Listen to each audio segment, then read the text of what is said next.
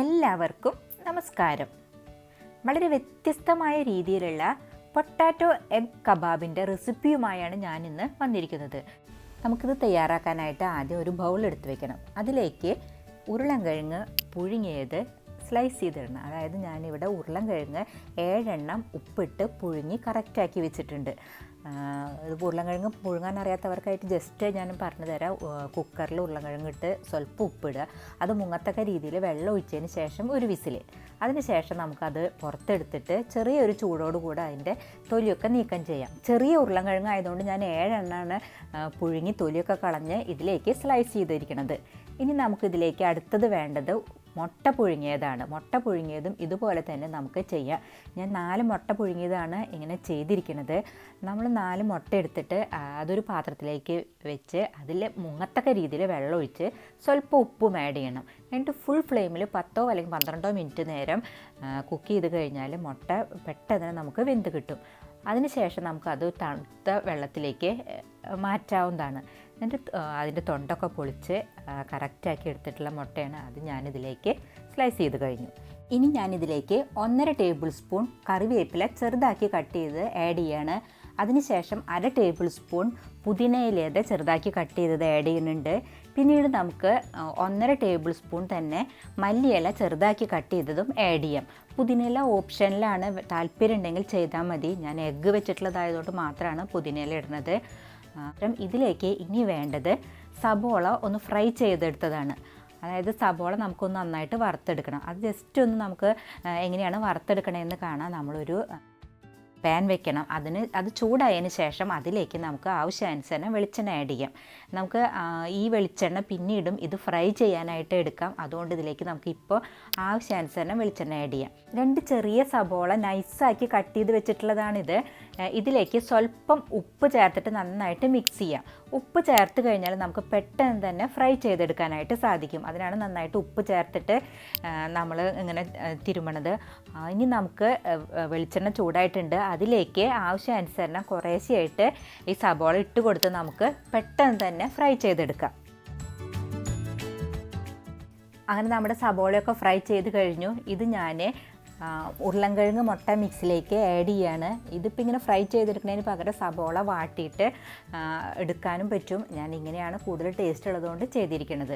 ഇനി നമുക്കിതിലേക്ക് 1 സ്പൂൺ ഉപ്പ് പൊടി, 1/2 സ്പൂൺ മുളക് പൊടി, 1/4 സ്പൂൺ മല്ലിപ്പൊടി, പിന്നെ ഗരം മസാലപ്പൊടി അല്ലെങ്കിൽ മുട്ട മസാല ആഡ് ചെയ്യാം. ഞാനിതിലേക്ക് മുട്ട മസാലയാണ് ആഡ് ചെയ്യണത്. അത് എഗ്ഗ് വെച്ചിട്ടുള്ളത് കൊണ്ടാണ് അങ്ങനെ ചെയ്യണത്. 1/2 സ്പൂണ് മുട്ട മസാല, 1/4 സ്പൂണ് മഞ്ഞൾപ്പൊടി. ഇനി ഇതെല്ലാം ചേർത്ത് നമ്മൾ നന്നായിട്ടൊന്ന് കൈവച്ച് മിക്സ് ചെയ്യണം. ഞാനിതിലേക്ക് ഒരു സംഭവം ആഡ് ചെയ്യാൻ മറന്നു. ഞാനിവിടെ 1/2 ടീസ്പൂണ് കുരുമുളകും 4 പച്ചമുളകും 1 കഷ്ണം ഇഞ്ചിയും കൂടെ നന്നായിട്ട് അരച്ച് വെച്ചിരുന്നു. അത് ഞാനിപ്പോൾ ഇതിലേക്ക് ആഡ് ചെയ്യാണ്. നമുക്ക് കുരുമുളക് അരയ്ക്കണം എന്നില്ല, കുരുമുളക് പൊടി ഉണ്ടെങ്കിൽ അത് ആഡ് ചെയ്താൽ മതി. പക്ഷേ പച്ചമുളകും അതുപോലെ തന്നെ ഇഞ്ചി നന്നായിട്ട് അരച്ച് വേണം ഇതിൽ ചേർക്കാൻ, എങ്കിലാണ് ഇതിന് നല്ല ടേസ്റ്റ് കിട്ടുള്ളൂ. ഇത് മിക്സ് ചെയ്ത് കറക്റ്റായി. ഇതിൽ ഉപ്പും അതുപോലെ തന്നെ എരിവൊക്കെ കറക്റ്റാണ്. അപ്പോൾ ഞാനിതിന് ജസ്റ്റ് ഒന്ന് മാറ്റി വയ്ക്കുകയാണ്. ഇനി ഞാനിവിടെ റസ്ക് പൊടിയാണ് എടുത്തു വെച്ചിരിക്കുന്നത്. ഞാൻ റസ്ക് ജാറിലിട്ട് പൊടിച്ചിട്ടുള്ളതാണ്. റൊട്ടിപ്പൊടി ആയാലും കുഴപ്പമില്ല. അതായത് ബ്രെഡ് നമ്മൾ പൊടിച്ചതിന് ശേഷം ഒന്ന് വറുത്തെടുത്ത് കഴിഞ്ഞാൽ ഇതുപോലെ കിട്ടും. റസ്ക് ആകുമ്പോൾ നമുക്ക് ഇങ്ങനെ വറുത്തെടുക്കേണ്ട ആവശ്യമൊന്നുമില്ല. പക്ഷേ മധുരമില്ലാത്ത റസ്ക് നോക്കി വാങ്ങിക്കാനായിട്ട് ശ്രമിക്കണം. പിന്നെ നമുക്ക് 2 മുട്ട എടുത്തിട്ട് നന്നായിട്ട് അടിച്ച് പതപ്പിക്കണം. ഫുൾ മുട്ടയാണ് ഞാൻ എടുത്തിരിക്കുന്നത്, അല്ലാണ്ട് വെള്ളയും മഞ്ഞൊന്നും വേർതിരിച്ചതല്ല. അത് നന്നായിട്ട് അടിച്ച് പതപ്പിക്കണം. അതല്ലാന്നുണ്ടെങ്കിൽ നമ്മളിങ്ങനെ എടുക്കുന്ന സമയത്ത് ഇങ്ങനെ നൂല് പോലെയുള്ളത് ആവാൻ പാടില്ല. അങ്ങനെ ഉണ്ടെന്നുണ്ടെങ്കിൽ നമുക്കിത് കറക്റ്റായിട്ട് മുക്കിയിട്ട് എടുക്കാനായിട്ട് സാധിക്കില്ല. അതുകൊണ്ട് നന്നായിട്ട് തന്നെ നമ്മൾ അടിച്ച് പതപ്പിച്ച് കറക്റ്റായിട്ട് എടുക്കണം. എങ്കിലാണ് നമുക്ക് പെർഫെക്റ്റായിട്ട് ഇത് ഉണ്ടാക്കാനായിട്ട് സാധിക്കുള്ളൂ. അപ്പോൾ നമ്മൾ അങ്ങനെ മുട്ടയൊക്കെ അടിച്ച് കറക്റ്റായിട്ടുണ്ട്. ഇനി നമുക്കിത് ഉണ്ടാക്കാനായിട്ട് ആരംഭിക്കാം. അതിനായിട്ട് ഒരു പാൻ വെച്ചിട്ട് അതിൽ ഞാൻ വെളിച്ചെണ്ണ എടുത്തിട്ടുണ്ടായിരുന്നല്ലോ, അതിൽ കൂടെ കുറച്ചും കൂടെ വെളിച്ചെണ്ണ ആഡ് ചെയ്തിട്ട് നന്നായിട്ട് ചൂടാക്കാൻ വെച്ചിരിക്കുകയാണ്. നമ്മുടെ കയ്യിലുണ്ടല്ലോ എണ്ണയോ അല്ലാന്നുണ്ടെങ്കിൽ വെള്ളമോ കൊണ്ട് നന്നായിട്ട് ഒന്ന് കയ്യിൽ നനച്ചിരിക്കണം. ഞാനിപ്പോൾ വെളിച്ചെണ്ണയാണ് ആഡ് ചെയ്തിരിക്കുന്നത്. അതിനുശേഷം നമ്മളിവിടെ മാവ് എടുത്ത് വെച്ചിട്ടുണ്ടല്ലോ, അതിൽ നിന്ന് ആവശ്യാനുസരണം ഓരോ ഉരുളകൾ എടുക്കണം. നമ്മളുടെ വലിപ്പത്തിനനുസരിച്ച് വേണം നമ്മൾ എടുക്കാനായിട്ട്. ഇത്ര വലിപ്പം വേണമെന്ന് ഞാൻ പറയണില്ല. നമ്മളുടെ ഇഷ്ടത്തിനനുസരിച്ച് അതെടുത്തതിന് ശേഷം നമ്മുടെ കൈ വെള്ളയിലിട്ടിട്ട് നന്നായിട്ടൊന്ന് ഉരുട്ടി റെഡിയാക്കണം. അതിന് ശേഷം അതിൻ്റെ സൈഡുകളൊക്കെ നമുക്കൊന്ന് വിരൽ വെച്ചിട്ടൊന്ന് തിക്കാക്കണം. ഒത്തിരി തിക്കലുണ്ടാക്കണതാണ് ഇത് ഭംഗിയും ടേസ്റ്റും ഒക്കെ ഉണ്ടാവുക. അപ്പോൾ അരുവശം നമ്മൾ പരിപ്പ് വടയ്ക്കൊക്കെ പോലെ അരുവശത്ത് നമ്മൾ നൈസാക്കാൻ പാടില്ല, നല്ല തിക്കായിട്ട് നമ്മൾ കൈ കൊണ്ട് തന്നെ ഷേപ്പാക്കിയതിന് ശേഷം ഇത് മുട്ടയിലേക്ക് ഒന്ന് മുക്കണം. അതിന് ശേഷം നമ്മൾ റസ്ക് പൊടിച്ച് വെച്ചിട്ടുണ്ടല്ലോ, അതിലേക്കിട്ട് നമുക്ക് അതിലൊക്കെ കവർ ചെയ്തിട്ട് തിളച്ചിട്ടുള്ള വെളിച്ചെണ്ണയിലേക്ക് ഓരോന്നായിട്ട് ഇട്ട് നമുക്ക് ഫ്രൈ ചെയ്തെടുക്കാം. ഇത് ഇട്ട് കഴിഞ്ഞതിന് ശേഷം നമ്മൾ ലോ ഫ്ലെയിമിലായിരിക്കണം ഗ്യാസ് ഇടേണ്ടത്, അല്ലെങ്കിൽ പെട്ടെന്ന് തന്നെ അത് കരിഞ്ഞും, പക്ഷെ ഉള്ളാണെങ്കിൽ വേവില്ല, എന്നാൽ പുറമെയൊക്കെ കരിഞ്ഞു പിടിക്കും. അതൊന്ന് ശ്രദ്ധിക്കണം.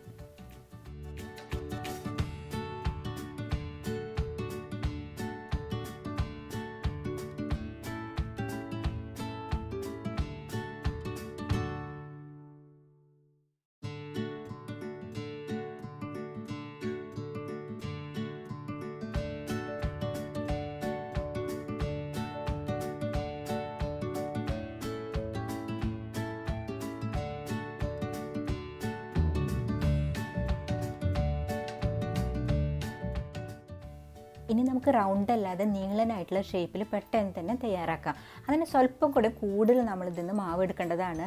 അപ്പോൾ നമ്മൾ റൗണ്ടാക്കാൻ വേണ്ടി എടുത്തതിൻ്റെയായിട്ടും ഇത്തിരി കൂടെ കൂടുതൽ എടുത്തതിന് ശേഷം കയ്യിൽ വെള്ളയിലിട്ടിട്ട് നമ്മൾ ജസ്റ്റ് ഒന്ന് നീളനെയാക്കി എടുക്കുക.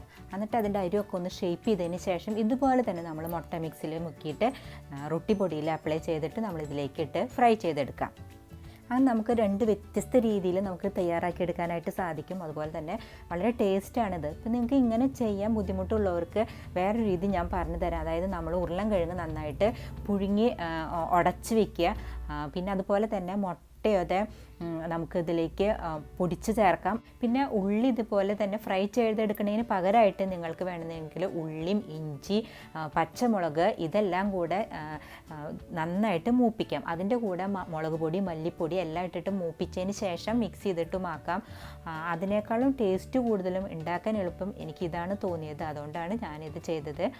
അപ്പോൾ ഇത് ഇങ്ങനെ നമുക്ക് രണ്ട് വ്യത്യസ്ത രീതിയിൽ പെട്ടെന്ന് തന്നെ ചെയ്തെടുക്കാനായിട്ട് സാധിക്കും. ഇതെല്ലാവർക്കും ഇഷ്ടപ്പെടും. എല്ലാവരും ട്രൈ ചെയ്യണം. സബ്സ്ക്രൈബ് ചെയ്യാത്തവർ ദയവായി സബ്സ്ക്രൈബ് ചെയ്യണം, ലൈക്ക് ചെയ്യണം, ഷെയർ ചെയ്യണം. കൂടാതെ ആ ബെൽ ഐക്കൺ ഒന്ന് ക്ലിക്ക് ചെയ്യണം. എങ്കിൽ മാത്രമാണ് ഞാനിടുന്ന പുതിയ വീഡിയോകളുടെ നോട്ടിഫിക്കേഷൻ നിങ്ങൾക്ക് കിട്ടുകയുള്ളൂ. നിങ്ങൾക്കിതുമായി ബന്ധപ്പെട്ട എല്ലാ അഭിപ്രായങ്ങൾക്കും നിർദ്ദേശങ്ങൾക്കും താഴെ കമൻറ്റ് ചെയ്യാവുന്നതാണ്. നന്ദി, നമസ്കാരം.